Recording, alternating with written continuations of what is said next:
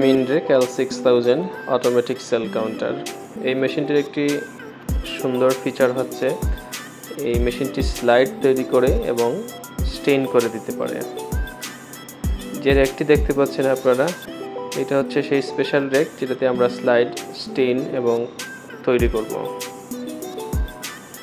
আমরা slide Steyn করার জন্য রেকে স্যাম্পল রাখব। আমি দুইটা স্যাম্পল রাখছি।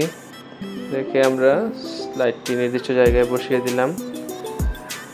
এই যে বসিয়ে দিলাম। এখন আমরা হচ্ছে স্ক্রিনে একটি স্টার্ট বাটন আছে, ওইটাতে ক্লিক করব।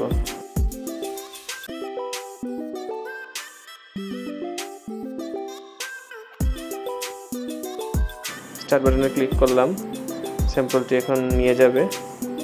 এরপর মোটামুটি 15 মিনিট সময় লাগবে। এরপর স্লাইড তৈরি করে বের করে দিবে, এই হোলটাতে বের করে দিবে।